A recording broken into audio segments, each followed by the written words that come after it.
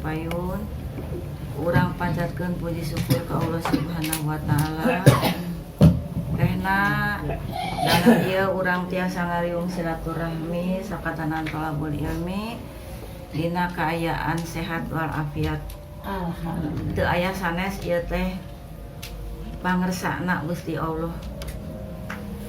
Urang diparinan sehat, diparinan kakiatan iman, Islam, ihsan. Mudah-mudahan urang saterasna diparinan kakiatan anu tilu eta.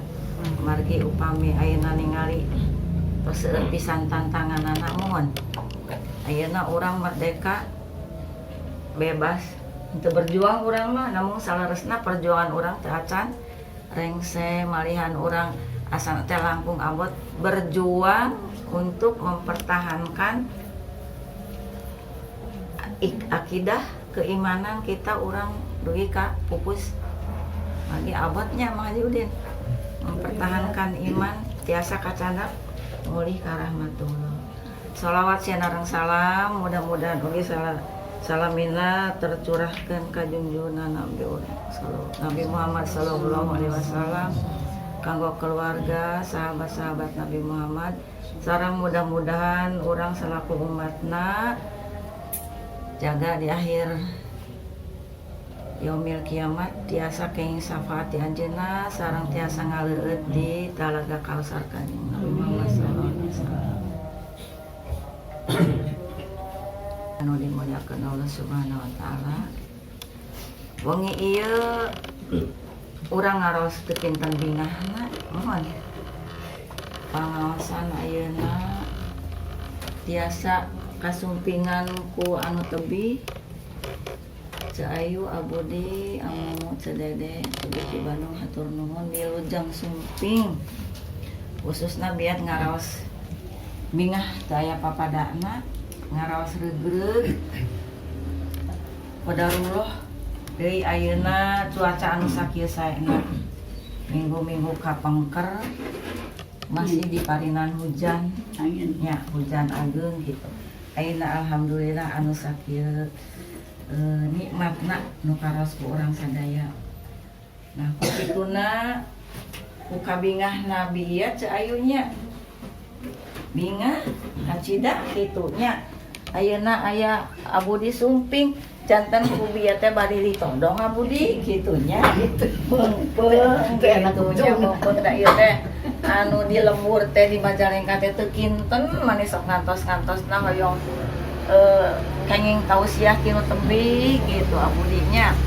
Nah ku kituna hapunten anu kasuhun ieu bilih biat teh biat macana ge atuh naon namina teh nya mani teu kinten-kinten mani ujug-ujug ditodong pan abdi teh capek keneh kitu nya. Atos sapunten mah nya abdi tah ku kituna darupina teh sami nya sadayana oge nya ngantos-ngantos gitu meungpeung gitu. Meungpeung abdi tiasa ngariung kitu da sesah deui nya Caayunya. Nah kitu. Da nu kaewut ku biet kitu. Da ari nu ti kota mah tos mohon kantenan abdi kitulah seueur pangalamanana seueur elmuna janten diantos pisan mangga gitu waktu sacekapna mangga abdi mohon nyanggakeun punten nya biar bilih ngaraos di kumahakeun gitu bilih ngaraos ditodong hapunten teu nya naonnya mangga nyanggakeun sacekapna wartosna mangga. Assalamualaikum warahmatullahi wabarakatuh. Alhamdulilladzi bi ni'matihi tatimmus shalihat. Segala puji bagi Allah yang dengan nikmatnya seluruh kebaikan menjadi sempurna.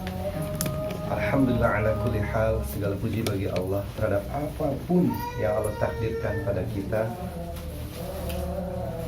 baik yang menurut kita kebaikan maupun yang menurut kita bukan kebaikan tapi bisa jadi hal itu baik menurut Allah bagi kita. Seperti Allah sampaikan dalam surat Al-Baqarah potongan ayat, wa asa an takrahu syai'an wa huwa khairul lakum wa asa an tuhibbu syai'an wa huwa syarrul lakum wallahu ya'lamu wa antum la ta'lamun. Boleh jadi engkau membenci sesuatu padahal itu baik menurut Allah bagimu, dan boleh jadi engkau mencintai sesuatu tapi itu buruk menurut Allah bagimu. Allah Maha tahu sedangkan engkau tidak tahu apa-apa. Bapak Ibu sekalian, bapak-bapak, ibu-ibu, akang-akang, teteh-teteh, uwa-uwa, bibi-bibi, emak-emak, anak-anak sekalian, izinkan saya menggunakan bahasa Sunda Buhun, nyata bahasa Indonesia. Berhubung ini supir tembak, jadi ini izinkan saya merujuk ke websitenya Dr. Muhammad Abdul Twasikal, yarumaisha.com, membahas hal yang sederhana, mudah, namun insya Allah besar di mata Allah SWT, yaitu hadis terkait atau beberapa hadis dan rujukan di dalam Al-Quranul Karim terkait dengan manfaat zikir, manfaat berzikir. Allahumma salli ala Sayyidina wa Habibina wa Qudwatina wa Maulana Muhammad sallallahu alaihi wasallam, al-imamul muttaqin, al-mujahidin syahid. Diambil dari buku Jami'ul Ulum wal Hikam dari Ibn Rajab, hadis ke-50. Kurang lebih maknanya dari Abdullah bin Busar radhiyallahu anhu bahwa ada seorang lelaki berkata, wahai Rasulullah sallallahu alaihi wasallam, sesungguhnya syariat Islam itu amat banyak yang mesti kami jalankan. Maka mana yang kami pegang, mana yang kami harus jalankan setelah menunaikan yang wajib-wajib? Itu tambahan terjemahnya. Beliau menjawab, hendaklah lisanmu selalu basah dengan berzikir kepada Allah. La yazalu lisanuka ratban min dzikrillah.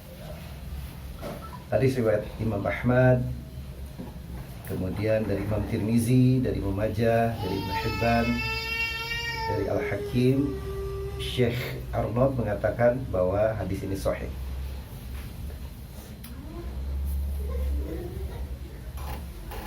Dari hadis tersebut, para sahabat begitu bersemangatnya menjalankan perintah Rasul. Karena tadi Rasul menyampaikan, la yazalu lisanuka ratban min dzikrillah. Lazimkanlah lidahmu senantiasa basah dalam menyebut nama Allah atau berzikir kepada Allah. Allah SWT berfirman dalam surat Al-Ahzab ayat 4142, A'udzu billahi samil 'alim minasyaitonir rajim, ya ayyuhalladzina amanu dzkurullaha dzikran katsira wasabbihuhu bukratan wa asila. Hai orang-orang yang beriman, berzikirlah dengan menyebut nama Allah, zikir yang sebanyak-banyaknya, dan bertasbihlah kepadanya di waktu pagi dan petang. Jadi ini adalah perintah dari Allah kepada orang-orang beriman untuk banyak-banyak berzikir kepada Allah, kemudian bertasbih kepadanya di waktu pagi dan petang. Kita diajari oleh Rasulullah SAW, baginda Rasul, kekasih Allah, kekasih umat Islam, manusia terbaik sampai akhir zaman, untuk berzikir pada pagi dan petang hari.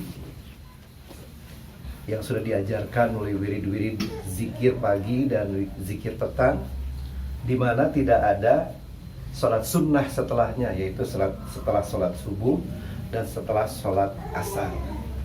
Jadi digantilah menurut ulama dengan berzikir pagi dan petang, yang bacaannya sudah sering ya diajarkan, yakin juga oleh Ustaz. Kemudian juga dalam surat Al-Jumu'ah, ya, wadhkurullaha katsiran la'allakum tuflihun. Dan ingatlah Allah sebanyak-banyaknya supaya kamu beruntung. Ini Allah perintahkan setelah sholat Jumat, bertebaranlah di muka bumi, tapi intinya pada akhirnya wadhkurullaha katsiran la'allakum tuflihun. Begitu pula ketika Ibunda Aisyah radhiyallahu anha ditanya oleh para sahabat, seperti apa zikirnya Rasulullah sallallahu alaihi wasallam? Beliau menjawab, kana Rasulullah sallallahu alaihi wasallam yadhkurullaha ala kulli ahyani. Rasulullah SAW senantiasa berzikir mengingat Allah pada setiap waktu. Tadi riwayat Bukhari dan Muslim. Jadi beliau menjelaskan, ya penulis menjelaskan, Dr. Muhammad Abdul Twasikal, dalam kondisi apapun, ya, dalam kondisi apapun Rasulullah SAW senantiasa berzikir. Dalam kondisi berdiri, berjalan, duduk, berbaring, baik dalam kondisi suci maupun dalam kondisi berhadas, tidak suci, zikir ini boleh. Kemudian ada seorang ulama bernama Khalid bin Ma'dan yang bertasbih setiap hari 40.000 kali. Setelah bacaan Quran tentu saja, beliau tetap menambahkan dengan bacaan zikir sampai 40.000 kali. Kalau keluar angka 40.000 kali, artinya para ulama sepakat dihitung, berarti beliau menghitung, dihitung. Nah, kali ini yang beliau lakukan adalah menghitung dengan jarinya. Karena ketika beliau meninggal dunia di atas ranjangnya untuk dimandikan, pada saat itu terlihat jari yang ia gunakan masih terlihat ketika akan berzikir. Jadi dalam kondisi wafat pun jari-jarinya menjadi saksi, jari-jari yang senantiasa ia gunakan dalam berzikir. Ada yang bertanya pada Umair bin Hani bahwa ia tak pernah kelihatan lelah untuk berzikir. Ketika ditanya berapa jumlah bacaan tasbih beliau menjawab 100.000 kali. Dan itu dihitung. Jadi sadar itu teh, sekian ribu kali, sekian puluh ribu kali teh sangat sadar gitu. Artinya dihitung, dengan kesadaran penuh dihitung. Dan beliau ini Umar bin Hani menghitungnya dengan jarinya. Kemudian fadilah zikir yang lainnya adalah berzikir merupakan kelezatan bagi orang-orang yang benar-benar mengenal Allah SWT, seperti yang Allah firmankan dalam surah Al-A'raf, A'udzubillahi minasyaitonir rajim, alladzina amanu wa tatma'innu qulubuhum bidzikrillah. Ala bidzikrillahi tatma'innul qulub. Yaitu orang yang beriman dan hati mereka menjadi tenang, menjadi tentram dengan mengingat Allah. Ala bidzikrillahi tatma'innul qulub. Ingatlah, hanya dengan mengingat Allah hati menjadi tentram. Khususnya buat adik-adik remaja ini ya, penting kalau kita menjadi tenang, menjadi tentramnya. Karena mengingat seseorang, maka itu pasti bohong ya. Pasti itu adalah ketentraman, ketenangan yang menipu. Karena ketenangan yang sejati adalah hanya dengan mengingat Allah. Ini dalam surat Ar-Ra'd ayat 28. Berikutnya keutamaan berzikir pada saat orang-orang lalai. Diceritakan dari Abu Ubaidah bin Abdullah bin Mas'ud, ketika hati seseorang terus berzikir pada Allah, maka ia seperti berada dalam kondisi sholat. Jika ia berada di pasar, lalu ia menggerakkan kedua bibirnya untuk berzikir, maka itu lebih baik ya. Ini dalam kitab tadi ya, Jami'ul Ulum wal Hikam. Di sini dikatakan lebih baik ketika berada di pasar, karena biasanya orang di pasar itu lalai dalam berzikir. Ketika sedang berjual beli, para pedagang dan konsumen lebih suka tawar-menawar. Nah, saya juga pernah membanding-bandingkan dari beberapa hadis sahih dan hasan pahalanya. Ternyata pahala berzikir orang yang masuk ke dalam pasar itu paling tinggi. Rasul menyampaikannya sampai 1 juta kali pahalanya.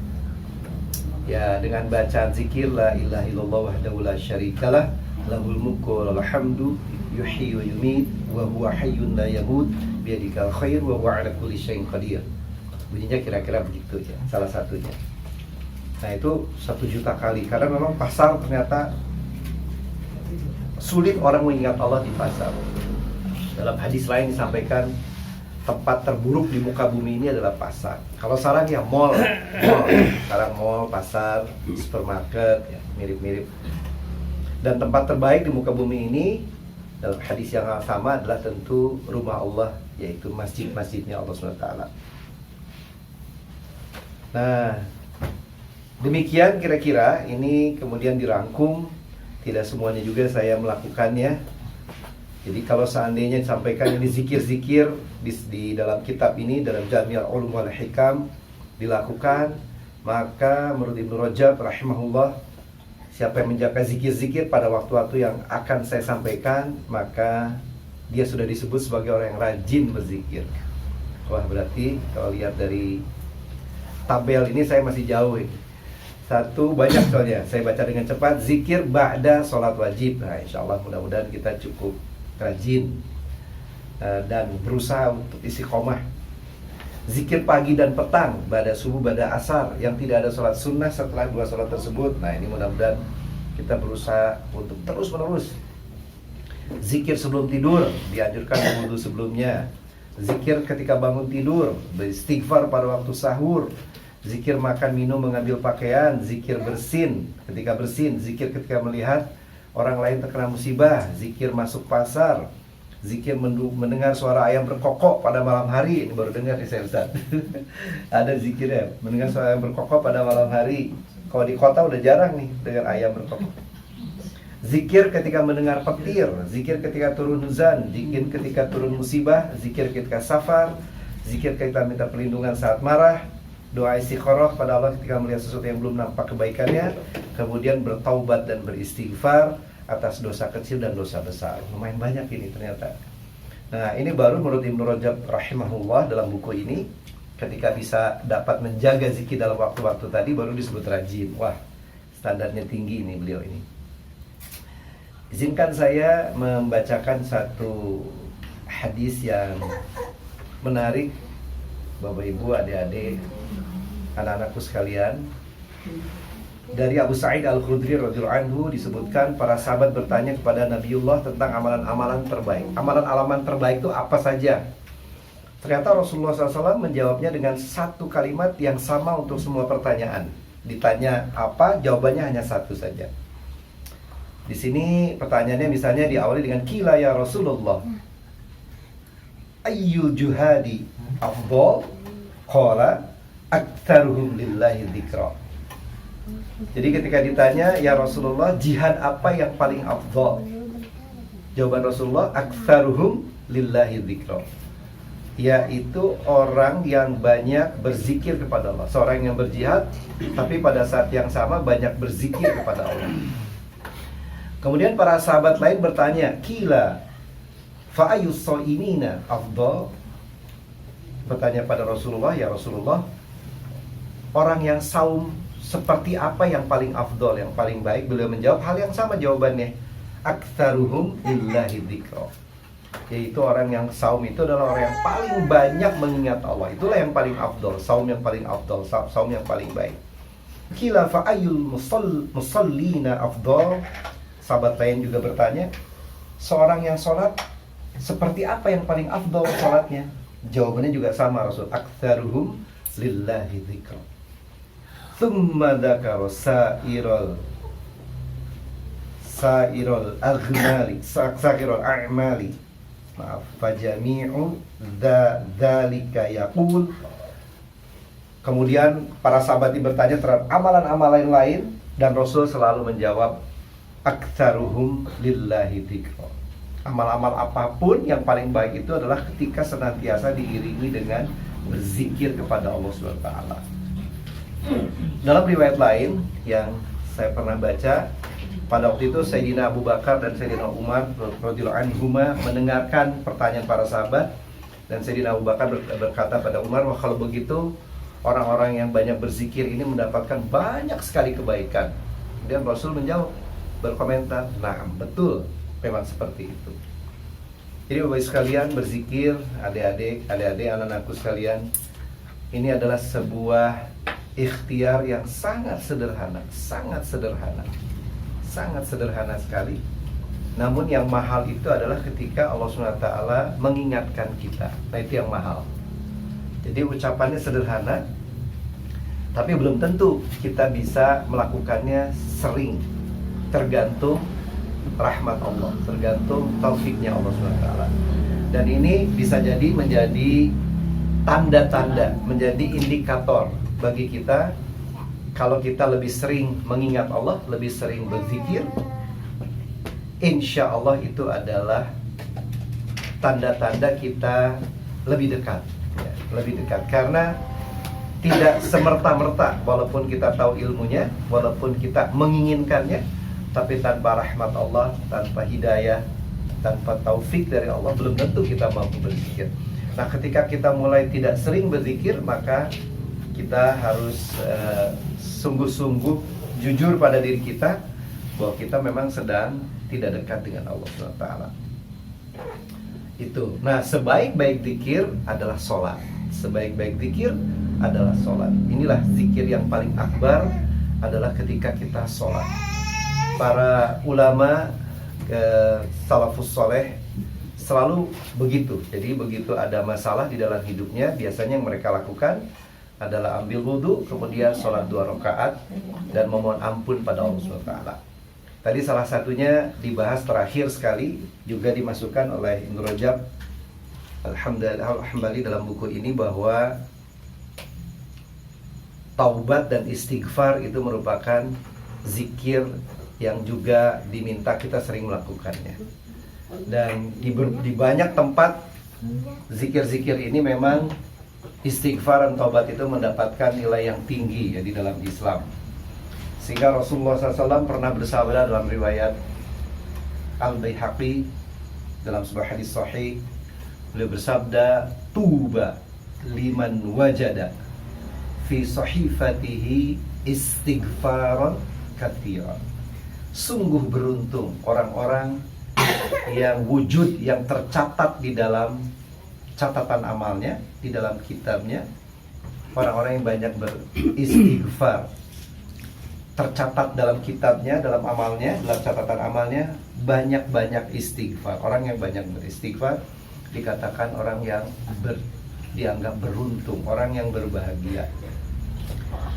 Bapak Ibu sekalian, adik-adik, anak-anakku sekalian, saya ingin menghimbau pada diri saya sendiri, pada keluarga,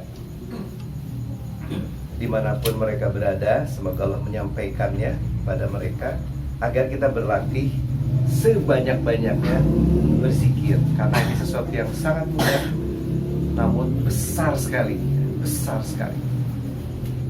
Beberapa hari yang lalu saya pernah mendengarkan Buya Yahya ya dalam kajiannya dalam NKTV. Ketika seseorang mampu bersyukur, misalnya mampu bersyukur karena Allah ingatkan dia untuk bersyukur. Tadi juga diet memulai dengan itu, kemudian juga memulai dengan bersyukur, maka sesungguhnya itu merupakan jaminan dari Allah SWT untuk mendapatkan nikmat yang berada di kemudian hari atau di depan mata.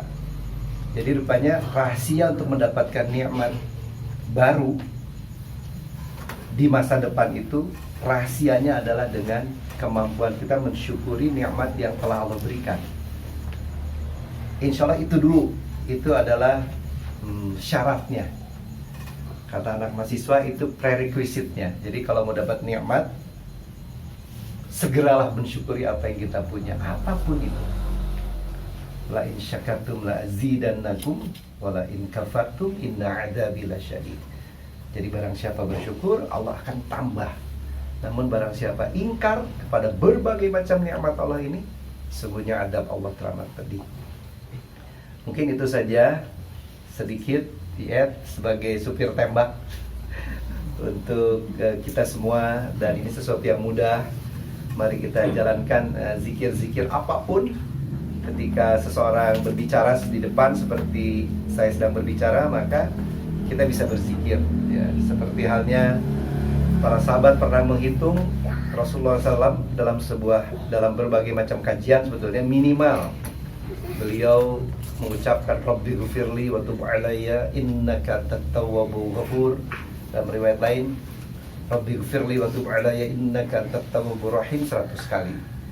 Nah, karena kalimatnya ada dalam hadis itu berarti dihitung sama sahabat. Artinya kelihatan, terdengar atau terlihat lah Rasulullah SAW menggerakkan bibirnya beristighfar, bertobat kepada Allah SWT. Dan ini bagus ya, tobat-tobat terkait dengan zikir. Saya pernah sampaikan beberapa bulan yang lalu bahwa manusia terbaik setelah para nabi dan rasul adalah Sayyidina Abu Bakar radhiyallahu anhu. Ketika minta diajari wirid kepada Rasul, ya Rasul, ajarkan kepadaku sebuah zikir yang akan aku baca di dalam sholat. Kemudian para ulama sepakat dibacanya itu sebelum salam terakhir ya, tahiyat akhir sebelum salam ataupun pada saat sujud. Maka yang diajari oleh Rasulullah SAW kepada Sayyidina Abu Bakar, manusia terbaik, sahabatnya Rasul, kekasihnya Rasul, manusia terbaik sepanjang zaman setelah para nabi dan rasul, diajarinnya juga kalimat-kalimat memohon ampun. Allahumma inni dzalamtu nafsi dzulman katsira la yaghfiru dzunuba illa anta faghfirli maghfiratan min 'indik warhamni innaka antal ghafurur rahim. Kurang lebih artinya, ya Allah, sungguhnya aku telah mendolimi diriku sendiri dengan kedoliman yang banyak, dan tiada yang dapat mengampuni dosa selain Engkau. Faghfirli, makanya ampuni aku ya Allah. Maghfiratan min 'indik, dengan ampunan yang datangnya dari si Engkau. Warhamni, rahmati aku, sayangi aku, innaka antal ghafurur rahim. Sungguhnya Engkau Maha Pengampun dan Maha Penyayang. Nah, ini seorang manusia yang dijamin masuk surga, sahabat Rasul. Ya, bahkan ketika pernah dalam satu kesempatan Rasulullah SAW mendefinisikan iman dan Islam juga dengan Sayyidina Abu Bakar. Kalau mau lihat Islam, lihat Sayyidina Abu Bakar dan Umar bin Khattab radhiyallahu anhuma. Nah, jadi diajarinnya berdoa, ya Allah, aku telah mendolimi diriku sendiri dengan kedoliman yang besar, yang banyak, dan tiada yang dapat mengampuni dosa selain Engkau. Maafkan aku, ampuni aku dengan ampunan yang datang dari sisimu. Rahmati aku, sayangi aku, sungguhnya Engkau Maha Pengampun, Maha Penyayang. Yang mudah-mudahan ini menjadi bagian yang akan senantiasa membasahi lidah kita, beristighfar, bertasbih, bertahmid, bersolawat kepada Rasul. Mudah-mudahan ini semua akan menjadi senjata dalam keseharian kita, karena kita bisa berzikir di mana saja, kecuali dalam WC tentu saja, dalam kondisi kita sedang bersuci ataupun tidak sedang bersuci, sedang berhadas. Tentu lebih baik kita senantiasa menjaga wudhu kita di mana dimungkinkan, karena kita yakin Allah SWT bisa memanggil kita kapan saja, bisa meninggal kapan saja. Alangkah indahnya semoga Allah mengizinkan dan mengabulkan doa kita diwafatkan dalam kondisi sedang berwudhu. Aqulu qouli hadza wa astaghfirullahaladzim. Wassalamualaikum warahmatullahi wabarakatuh. Alhamdulillah. Nuhun Mas Agung-agungna abdi ilmu anu tekintan munalna anu ayeuna parantos didugikeun, dengan harapan mudah-mudahan orang sadaya tiasa ngalaksanakeun utamina anu kahiji bersyukur nu sanes-sanesnya teu acan kantenan tiasa sapertos urang ayeuna tiasa ngariung silaturahmi saminggu sakali sareng teu kaetang kurang nikmat-nikmat anu sakitu seueurna sakitu ageungna, ku kituna mangga urang sadayana ulah hilap ulah namina teh teu kendat bersyukur ka Allah Subhanahu wa taala. Anu kadua oge utamina ieu ngemutan kanggo biat nyalira salamina supados tiasa ngalanggengkeun zikir ka Allah, zikir anu saseueur-seueurna. Manawi salajengna bilih Mang Haji Udin bade nabihan, mangga disumbangkeun. Namanya tambahan ya. Siap. Lebih banyak Ustaz. Silahkan. Keynote speakernya. Alhamdulillahirabbil alamin. Allahumma shalli ala sayyidina Muhammad wa ala ali sayyidina Muhammad. Ibnu Qayyim al-Jauzi merinci zikir manfaatnya sampai 73 ya, banyak sekali seperti tadi disampaikan. Tapi banyak orang yang bertanya ya, kadang Pak Ustadz gitu ya, saya sudah banyak berzikir tapi tidak tenang gitu ya. Kan tadi di surat Ar-Ra'd itu disebut ala bi dzikrillahi tatmainnul qulub. Katanya zikir itu menenangkan hati. Ada kadang yang curhat tuh, saya sudah banyak Pak Ustadz berzikir enggak tenang-tenang gitu. Ternyata jawabannya itu ada di surat Al-A'raf ayat 205. A'udzubillahi minasyaitonir rajim. Wadhkur rabbaka fi nafsika tadarru'a wa khufiyah. Ada kunci zikir yang ini mungkin untuk mencapai ketenangan itu, jadi itu tidak semata-mata zikir kemudian mendatangkan ketenangan, kecuali diketahui cara tenang dengan zikir itu gimana gitu ya. Ternyata ada di ayatnya ketemu ya istilahnya tadarruan wa khifatan wa dunal jahri minal qawli bil wudi wal asal wala takum minal ghafilin. Terutama ada di tadarruan itu. Tadarruan itu merendahkan diri ya. Merendahkan diri. Selama kita tidak merendahkan diri tidak akan tenang. Makanya tadi di ayat tentang usaha yang di surat Al-Jumu'ah itu, a'udzubillahi minasyaitonir rajim. Fa idza qudiyatis shalah fantashiru fil ardi wabtaghu min fadlillah wadhkurullaha katsira. Kalau beres salat Jumat, bersolat, maka silakan bertebaran buka bumi dan silakan mencari bagian karunia Allah Subhanahu wa taala. Tapi kemudian wadhkurullah, ketika berusaha, ketika kita mencari karunia Allah itu disertai dengan zikir ya. Dalam mencari usaha pasti banyak ambisi ya. Takasur namanya. Pasti orang yang berusaha itu banyak ambisinya, ingin banyak kekayaan, ingin banyak ini. Maka kalau tidak direm ambisi-ambisi kita ini, tidak dikecilkan maksudnya tadi, tidak tadarruan istilahnya, tidak akan tenang. Tidak akan tenang. Karena ambisi pasti banyak, pasti banyak. Kalau itu tidak direm, tidak dikecilkan, tidak tadarruan, ya pasti tidak akan tenang. Sebabnya di kunci zikir itu tadarruan ini yang paling penting sebetulnya untuk mencapai ketenangan itu ya. Samping tadi juga ada zikir yang banyak dengan berbagai penjelasan. Tapi ternyata yang paling kunci itu saya cari-cari ini kok saya juga pengalaman, kita ada pengalaman berzikir banyak, kok kadang-kadang ketenangan belum didapat gitu. Ini di mana macetnya gitu. Zikir sudah laksanakan, tapi macet di mana? Ternyata kurang tadarruan ternyata.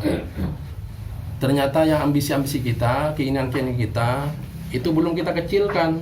Makanya Allah tetap kecil. Kalau yang ambisi kita tetap besar, maka Allahnya kecil. Kemudian mana tenang kalau Allah kecil. Maka di surat Al-Ankabut ya, ayat 45, a'udzubillahi minasyaitonir rajim. Utlu ma uhiya ilaik wa aqimus shalah ya. Inna sholata tanha 'anil fahsya'i wal munkar wa la dzikrullahi akbar. Ternyata salat yang disebut akan mencegah kekejian dan kemungkaran itu, kemungkaran dan fahsya, kekejian dan kemungkaran adalah yang pasti disertai zikir, wala dzikrullahi akbar ya. Tetap zikir pada Allah Subhanahu wa taala yang paling besar istilahnya. Ternyata tadarruan, saya menemukan kunci mungkin bagi-bagi tadarruan. Maksudnya begini, ini gampangnya ya.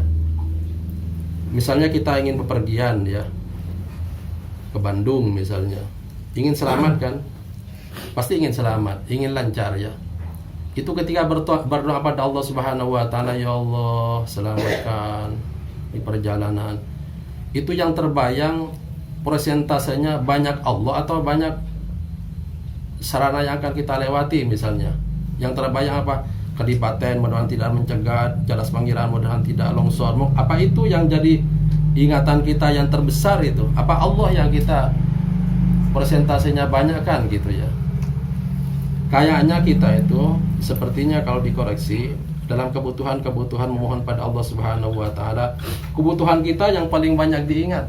Coba misalnya kita punya hutang, misalnya, ya Allah lunasi hutang. Apa yang kebayang Allahnya atau yang kebayang itu uangnya gitu? Gitu ya. Pasti itu tuh. Atos nggak gunduk, cepat iya gitu ya. Allahnya dapat persentasi dalam ingatan itu berapa? Makanya tidak tenang-tenang. Karena yang dibayangkan kita itu adalah keinginan-keinginan kita aja. Jadi Maka yang lainnya jangan dirinci dulu ya. Iya. Makanya di Quran itu tadarruan betul-betul merendahkan diri. Jadi kita, kemudian ambisi kita dikecilkan. Karena kecil maka Allah yang besar. Pantas tadi menyambung dengan contoh yang terakhir dari Abu Bakar radhiyallahu anhu, beliau yang diajari zalamtu nafsi dzulman katsira itu ya. Saya zalim ya Allah dengan zalim yang banyak. Dirinya dikecilkan. Kemudian ingat Allahnya yang memberikan ampunan yang maha besar. Maka optimis ke depannya. Optimis. Kan banyak orang yang oleh Allah direm, orang yang ambisi kemudian sampai jatuh pada dosa itu direm oleh Allah Subhanahu wa taala. Istilahnya qul ya ibadilladzina asrafu ala anfusihim la taqnatu min rahmatillah innallaha yaghfirudz dzunuba jami'a. Wahai hamba-hambaku yang melampaui batas kesalahannya, yang banyak dosanya, la taqnatu min rahmatillah. Jangan putus asa mengharap rahmatku. Jadi artinya dosa yang banyak itu kecil di hadapan Allah ketika kita memohon ampunan pada Allah. Allah yang besar ini ya. Makanya optimis ke depannya. Maka kadang-kadang kalau ada orang yang sebaliknya yang pesimis itu diajak mang iraha badai tobat. Kapamang tiba hala oke etos tukang maksiat. Coba. Itu kan untuk mengharap rahmat Allah yang sangat besar dalam ayat itu yang tadi di surat di Az-Zumar itu 53. Itu harapan Allah untuk mendapatkan rahmat Allah lebih besar daripada dosa-dosa yang kita lakukan. Maka optimis saja ke depannya. Peduli dosa banyak. Jadi yang diingatnya itu yang Allahnya yang akbarnya itu, yang kita ini kecil. Maka di sebuah riwayat disebutkan kita kalau berdoa itu jangan bilang insya Allah ya, gitu ya. Udah. Jadi doa jangan sertai dengan insya Allah ya. Ya Allah misalnya ampuni dosaku kalau engkau menghendaki, tidak boleh. Sebab ada gejala-gejala pesimis itu. Pasti Allah mengampuni itu. Kalau jadi yang optimis itu. Jadi yang Allah lebih besar maksudnya. Jadi kembali pada tadarruan itu. Tadarruan ya. Rendah diri. Jadi yang di kita direndahkan. Karena yang kita kecil, maka harapan pada Allahnya besar. Selama yang dibesarkan di kita, Allahnya jadi kecil. Makanya tidak tenang-tenang itu karena kita membesarkan yang di kita, tidak membesarkan yang di Allah, gitu ya. Padahal yang di kita kan tergantung Allah memberinya juga, gitu ya. Yang kita anggap besar-besar segala macam kan Allah yang berinya nanti. Jadi tadarruan, ternyata di tadarruan ini ya, di ayat 205 surat Al-A'raf itu ya. Mungkin kita kurang merendahkan diri pada Allah Subhanahu wa taala, merendahkan diri, merendahkan keinginan-keinginan, kemudian ambisi-ambisi kurang direndahkan, kurang kecilkan. Karena kurang dikecilkan maka Allahnya menjadi kecil Allahnya. Karena Allahnya kecil, anggapan kita itu maka mana tenang, sebab hati masih berisi ambisi yang banyak bagi kita. Allahnya kecil, persentasenya di situ. Gitu ya. Ya mudah-mudahan kita oleh Allah Subhanahu wa taala. Makanya para sahabat seperti Ibnu Umar radhiyallahu anhu tadi dijelaskan doa yang ternyata unggulan juga banyak bonusnya, ternyata doa masuk pasar itu, doa shopping itu. Ibnu Umar itu bolak-balik ke pasar, ditanya, padahal tidak ada keperluan belanja, tidak, dagang tidak. Gitu ya. Kenapa? Kok bolak-balik ke pasar? Saya ingin ke pasar, satu, di perjalanan ketemu orang mengucapkan salam, saya dapat pahala. Kemudian yang penting saya ingin mengucapkan doa. Karena depan pasar ada doa. Loh, kenapa tidak diucapkan di rumah? Yaitu di hadisnya juga di gerbang pasar juga yang tidak bisa dibaca di rumah. Tidak bisa dibaca di rumah, harus di situ tempatnya, di depan gerbang pasar. Pasar bahasa dulu kan, sekarang market, bisa juga nanti supermarket, minimarket. Gitu ya. Sampai yang bonusnya 3 juta ya. 1 juta kebaikan ditulis, 1 juta kejelekan yang kecil-kecil dihapus, dan 1 juta tingkat kemudian diangkat oleh Allah Subhanahu wa taala, plus 1 rumah di surga, kan disebut gitu ya. Luar biasa. Jadi maksudnya Ibnu Umar radhiyallahu ini yang jadi contoh, Ibnu Umarnya ini yang tergila-gila pada pahala itu. Banyak sekali contoh sahabat-sahabat yang rajin, tapi ada sahabat juga yang rajin direm oleh Nabi Shallallahu Alaihi Wasallam karena melebihi kebatasnya juga. Ada salah seorang istri Nabi, kalau itu bukan zikir sebetulnya, sholat malam itu. Sholat malam. Ada salah satu istri Nabi membentangkan tali di masjid antara tiang dan tiang. Ditanya oleh Nabi, ini tali untuk apa? Ternyata milik salah satu istri Nabi. Ini kalau capek katanya nanti sholat malam nanti akan dipegang. Kata Nabi, lepaskan aja. Lepaskan. Ya, lepaskan ya.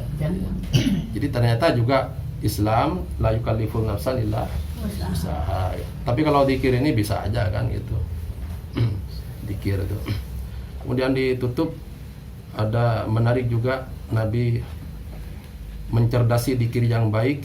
Itu kadang-kadang ada letaknya bukan di hitungan, tapi justru dikir terbaik ada letaknya di kalimat-kalimat yang Rasulullah SAW ucapkan ya.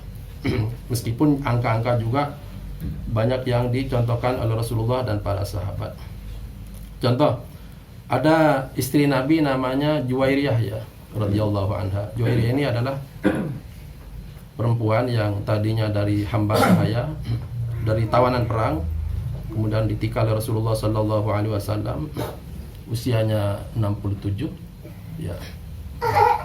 Usianya 65, Rasulullah 57. Juwairiyah ini juga ketika nikah dengan Nabi membawa anak 17 ya. Janda membawanya 17. Ini juga sebetulnya menjelaskan begini, ini cara kita untuk membela Islam. Sebab Islam banyak dilemahkan oleh orang-orang luar Islam melalui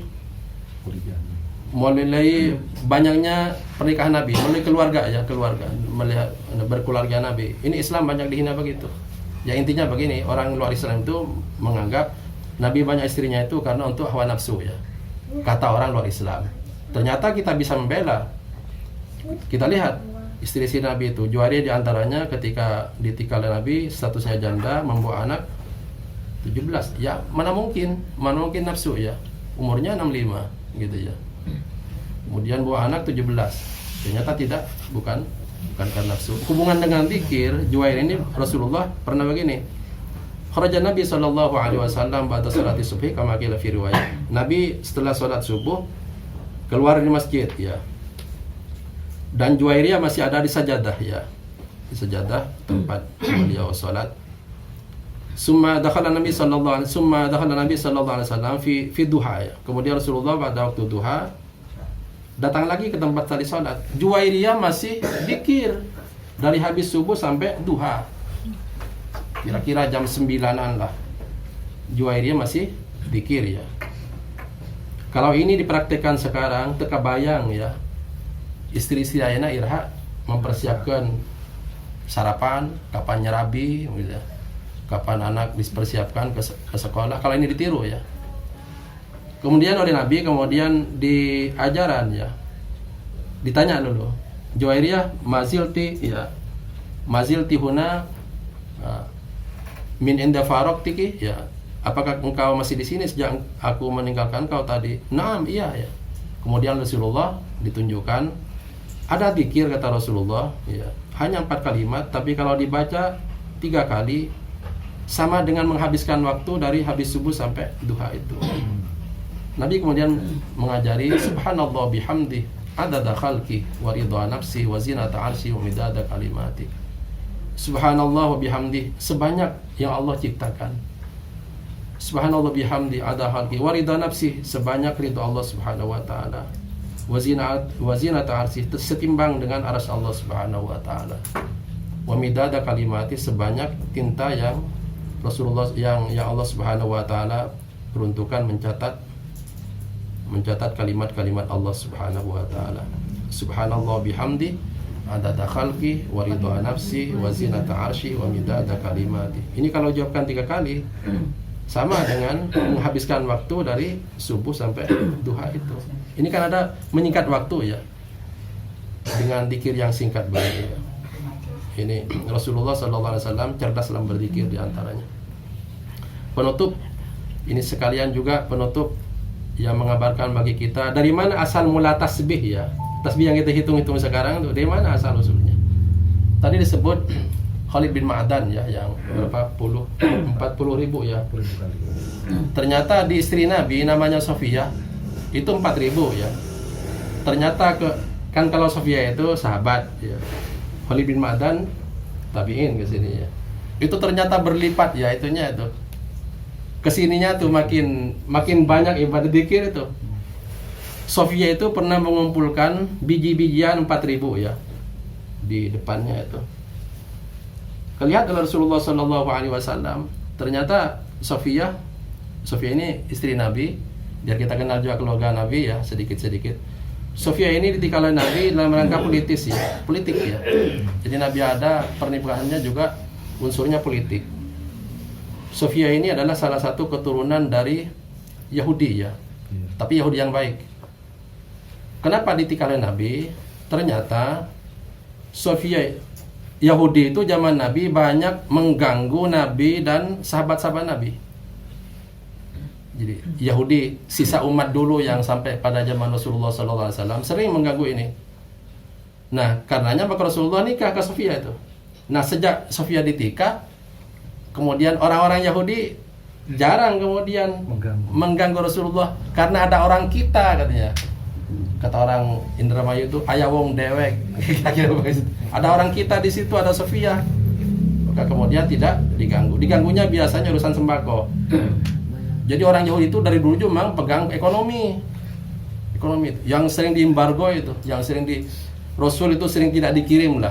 Sampai Nabi waktu Amulus ini juga kan karena tidak dikirim sembako itu oleh Allah dihibur dengan Isra Mi'raj itu. Jadi intinya adalah Sofia ini adalah ditikal oleh Nabi Sallallahu Alaihi Wasallam dengan membawa anak 10 ya. 10 anaknya lagi ya. Janda 2 kali, jadi nikah dengan Nabi itu 3 kali. Ini juga ingin membela Nabi, maksudnya bahwa Nabi nikah bukan karena nafsu. Loh kalau buat 10 itu untuk menghidupi sehari-hari gimana itu? Kan Nabi itu banyak tujuan pernikahannya, ada yang untuk menyantuni yatim yang ditinggalkan oleh suaminya di peperangan. Kan dulu tidak ada taspen. Ya. Kalau suaminya tentara mati dalam peperangan, oleh Nabi kan diselamatkan segala macam. Banyak sekali ini tujuan-tujuannya. Tapi Sofia ini khusus dinikahi oleh Nabi Sallallahu Alaihi Wasallam karena politis, agar orang Yahudi tidak terlalu keras mengganggu Rasulullah Sallallahu Alaihi Wasallam. Gitu ya. Hubungan dengan zikir, Sofia ini mengumpulkan biji-bijian sebanyak 4.000 arba'at alaf istilahnya gitu ya. Dan Nabi menyaksikan. Ini apa artinya? Tapi Nabi nanti memerintahkan istri-istri yang begitu itu wa'qid nabil anamil ya. Hitung zikir itu dengan tangan tadi, dengan ruas-ruas jari ini ya gitu ya. Tapi Sofia mengumpulkan biji-bijian itu tidak dilarang. Ini apa artinya? Bahwa ternyata pakai tasbih silakan gitu ya. Karena Nabi tidak melarang juga. Hanya Nabinya memang pakai tangan menghitungnya itu. Maka disimpulkan oleh ulama urusan zikir dihitung begitu. Yang Nabi lakukan adalah keafdalan yang tadi diajak oleh Abu itu afdal menghitung dengan tangan, tapi tidak menutup kemungkinan juga dengan tasbih. Dan bahasa Arabnya bukan tasbih sebetulnya. Tasbih itu mengucapkan subhanallah, tahmid mengucapkan, tahlil mengucapkan, takbir mengucapkan, tasbih mengucapkan. Loh, kalau tasbih itu bahasa Arabnya apa? Itu namanya as-subhan namanya. As-subhah ya. Tapi karena sudah salah kaprah memakai ya, nah persoalan di bahasa itu banyak yang salah kaprah ya semuanya itu. Tapi karena sudah umum udah itu aja. Kalau yang sebetulnya tasbih yang kita yang kita pakai itu bukan tasbih bahasa Arabnya, tapi as-subhan namanya. As-subhatu ya, as-subhasin ya. Gitu ya. Kalau tasbih sendiri mengucapkan subhanallah, seperti tahmid mengucapkan alhamdulillah, kemudian takbir mengucapkan Allahu akbar. Demikian biar kita tahu ya asal usul tasbih ini di mana ternyata di zaman sahabat juga ada. Dalam ini pas malahan salah satunya adalah istri Nabi Muhammad SAW, Sofia namanya, dan itu dilihat oleh Nabi. Kalau Nabi menyaksikan perbuatan sahabat baik, lalu Nabi tidak menyuruh, Nabi tidak melarang, itu juga bagian dari sunnah. Namanya takrir namanya. Takrir. Jadi sunnah Nabi itu sumbernya 3. 1, sabda Nabi. Kemudian istilahnya akwal ya. Yang kedua af'al, perbuatan Nabi. Yang ketiga adalah perbuatan sahabat. Perbuatan baik sahabat yang disetujui Nabi.